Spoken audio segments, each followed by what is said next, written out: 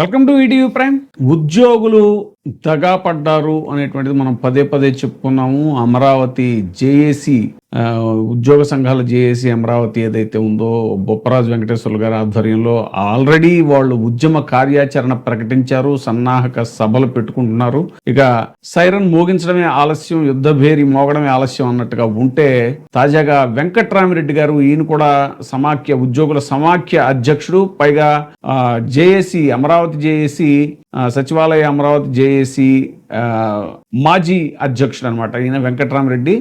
ఈయన్ని ఉద్యోగం నుంచి కూడా సస్పెండ్ చేసినటువంటి విషయం తెలిసిందే మనకి. ఆ మధ్యన డిమాండ్లు, ఉద్యోగుల సమస్యల మీద ఆ డిమాండ్లు పరిష్కరించాలని ఈయన గట్టిగా మాట్లాడినందుకు ఈయన తొలగించిన విషయం కూడా తెలిసిందే. తాజాగా ఈయన తీవ్రంగా ధ్వజమెత్తారు కూటమి ప్రభుత్వం మీద.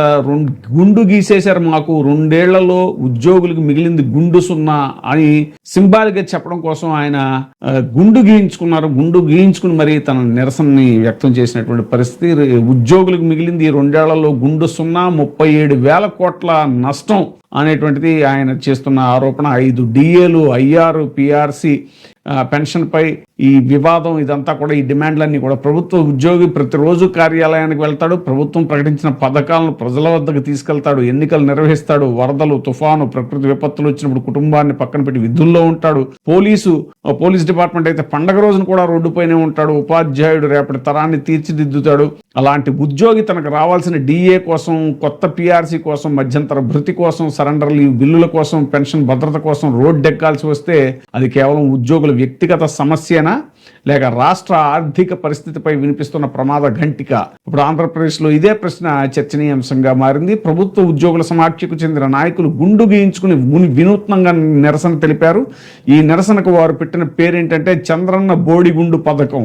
ఎన్నికల సమయంలో అనేక హామీలు ఇచ్చి అధికారంలోకి వచ్చిన తర్వాత ఉద్యోగులకు చివరికి గుండు మాత్రమే మిగిల్చారు అనే ప్రతీకాత్మక సందేశంతో ఈ నిరసన చేపట్టినట్టు ఉద్యోగ సంఘాల నాయకులు చెప్తున్నారు. ఉద్యోగులు అడుగుతున్నది ఏంటి? ఉద్యోగ సంఘాల ప్రధాన ఆరోపణ ఏంటి అని అంటే స్పష్టంగా ప్రభుత్వం కొత్త ప్రయోజనాలు ఇవ్వకపోవడం మాత్రమే కాదు, క్రమం తప్పకుండా రావాల్సిన ఆర్థిక ప్రయోజనాలు కూడా నిలిచిపోయాయని వారు చెప్తున్నారు.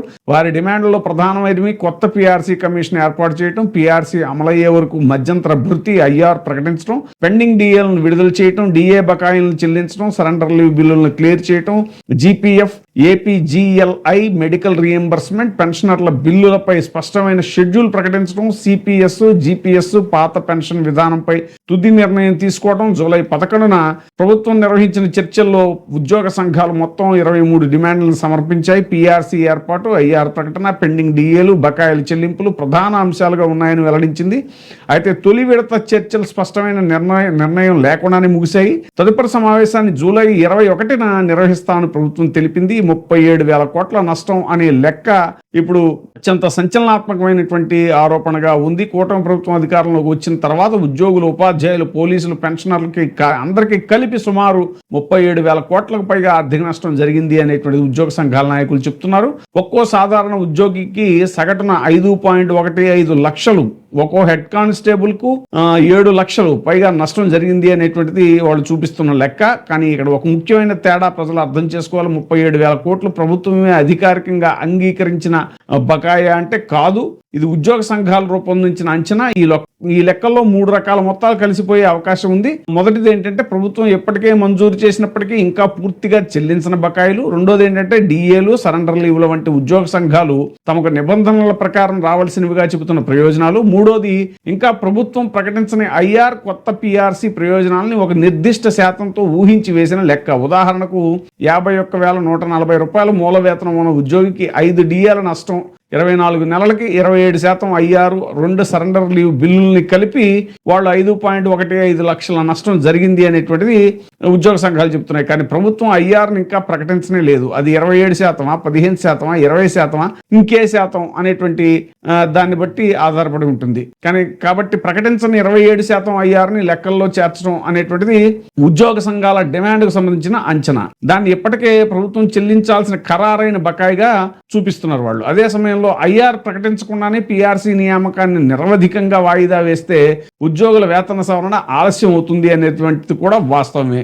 అందుకే ఈ లెక్కను పూర్తిగా కొట్టిపారేయటం కూడా సమంజసం కాదు. పూర్తిగా 37,000 కోట్లు ప్రభుత్వమే అంగీకరించిన బకాయిలు అనేటువంటిది కూడా మనం చెప్పలేము. పోలీసులకు ఎక్కువ నష్టం ఎందుకు అంటే, సాధారణ ఉద్యోగులతో పోలిస్తే పోలీసుల విధుల స్వభావం భిన్నంగా ఉంటుంది. సెలవులు, పండగలు, రాత్రి పగలు అనే తేడా లేకుండా వారు పనిచేయాల్సి ఉంటుంది. అందుకే పోలీసులకు అదనంగా సరెండర్ లీవ్ అవకాశాలు, ట్రావెలింగ్ అలవెన్స్లు ఉంటాయి. ఉద్యోగ సంఘాల నమూనా ప్రకారం ఒక హెడ్ కానిస్టేబుల్ కి సరెండర్ లీవ్ బిల్లులు, పెండింగ్ టీఏలు, డిఏల ప్రభావం, ప్రతిపాదిత ఐఆర్ ప్రయోజనాన్ని కలిపితే 2 ఏళ్లలో సుమారు 7.3 లక్షల నష్టం జరిగినట్టు ఒక్కొక్క కానిస్టేబుల్కి అనమాట. ఇక్కడ కూడా ఐఆర్ శాతం వాళ్ళు ఊహించిందే. కానీ పోలీసుల సరెండర్ లీవ్లు, టీఏ బిల్లులు దీర్ఘకాలంగా నిలిచిపోతే వారి కుటుంబాలపై నిజమైన ఆర్థిక భారం పడుతుంది అనేటువంటి విషయాన్ని మాత్రం ప్రభుత్వం నిర్లక్ష్యం చేయకూడదు. ప్రభుత్వం ఏమీ చెల్లించలేదా అంటే, ఉద్యోగ సంఘాల విమర్శల మధ్య ప్రభుత్వ వాదనను కూడా పరిశీలించాలి.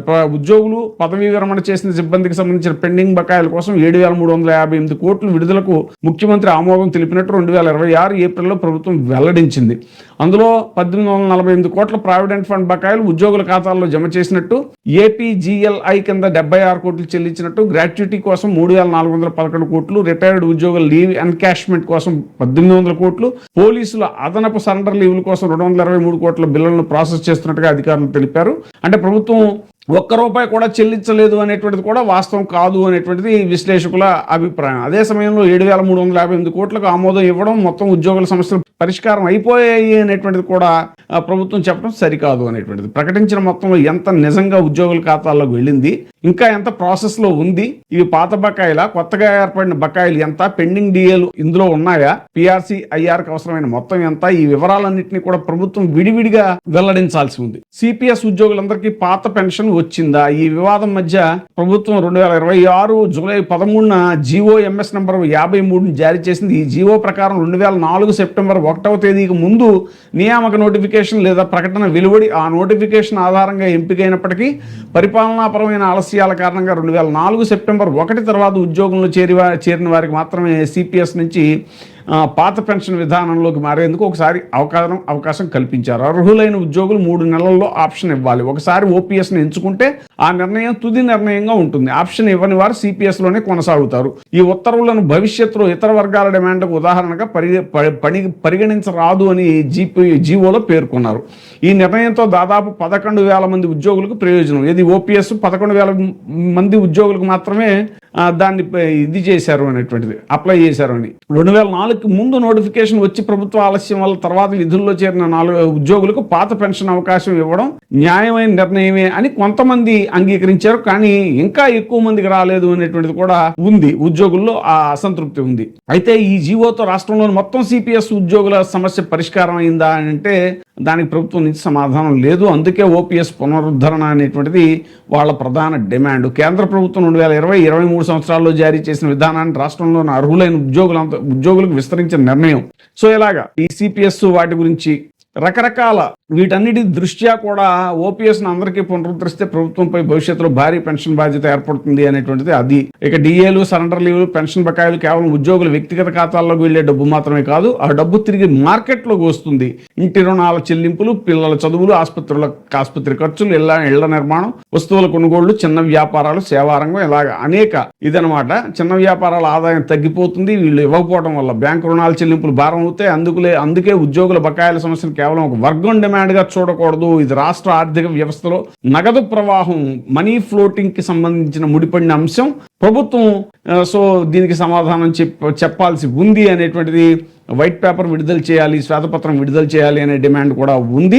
సో ఈ ప్రశ్నలన్నిటికీ కూడా సానుకూలంగా పరిశీలిస్తున్నాం అని ప్రభుత్వ సమాధానం సరిపోదు. తేదీ పర్టికులర్గా స్పెసిఫిక్గా డేట్ చెప్పాలి, టైం ఫ్రేమ్ చెప్పాలి, గణాంకాలు కావాలి, జీవోలు కావాలి, ఆ చెల్లింపుల కాల పట్టిక కావాలి. ఇవన్నీ కూడా ఉద్యోగుల్లో పెరుగుతున్న అసంతృప్తి 37,000 కోట్ల నష్టం అనే లెక్క ఉద్యోగ సంఘాల అంచనా కావచ్చు. కానీ ఆ లెక్కలో ప్రకటించని ఐఆర్, భవిష్యత్ పిఆర్సీ ప్రయోజనాలు కూడా ఉండవచ్చు. అందువల్ల ఉద్యోగుల అసలు సమస్యలన్నీ అవాస్తవం కావు. పిఆర్సీపై స్పష్టత రావాలి, ఐఆర్ పై నిర్ణయం రావాలి, డిఏ బకాయిలపై పూర్తి ఒక టైం ఫ్రేమ్ ఇవ్వాలి అనేటువంటిది వాళ్ళు చెప్తున్నటువంటి, డిమాండ్ చేస్తున్నటువంటి ప్రధానమైనటువంటి అంశం. సో మొత్తంగా ఇదే. ఇప్పుడు జగన్మోహన్ రెడ్డి గారి టైంలో జిఎస్టీ ఎందుకు పెరిగింది అని అంటే ఆయన సకాలంలో ఏది మన ఈ పెన్షన్లు ఇవ్వటం కానీ లేదంటే ఉద్యోగులకి ఎక్కువ ఐఆర్ ఇవ్వటం కానీ ఇవన్నీ చేశారు. సో ఇవన్నీ కూడా గుర్తుపెట్టుకోవాల్సింది ఏంటంటే ఉద్యోగులు అంటే మాక్సిమం మధ్యతరగతి వాళ్ళు ఎక్కువ ఉంటారు.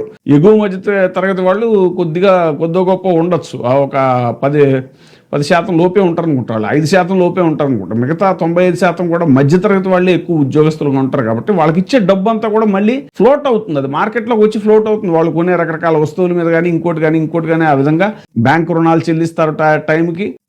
ఒకటి కొంటారు, భూములు కొంటారు, లేకపోతే ఇళ్ళు కొంటారు. దానివల్ల రిజిస్ట్రేషన్ అమౌంట్ వస్తుంది, రిజిస్ట్రేషన్ ఆదాయం వస్తుంది ప్రభుత్వానికి. మరి ఇన్ని రకాలుగా ఉన్నప్పుడు కేవలం ఒక వర్గానికి మాత్రమే దోచిపెట్టాలి, అమరావతిలో తీసుకుపోయే డబ్బంతా పోసేయాలి అనేటువంటి విధానం ఏదైతే ఉందో కూటమి విధానం, దీన్ని చాలా తీవ్రంగా అన్ని వర్గాలు కూడా వ్యతిరేకిస్తున్నాయి. చూడాలి మరి ముందు ఉద్యోగుల యొక్క సమస్యలు ఏ రకంగా పరిష్కారం అవుతాయో, ప్రభుత్వం దీనికి ఎలాంటి రోడ్ మ్యాప్ ఇస్తుందో వేచి చూడాలి. ఇప్పుడే సబ్స్క్రైబ్ చేయండి, లైక్ చేయండి, షేర్ చేయండి. VTV ప్రైమ్, మీ ఉత్తమాభిరుచుల సమ్మేళనం.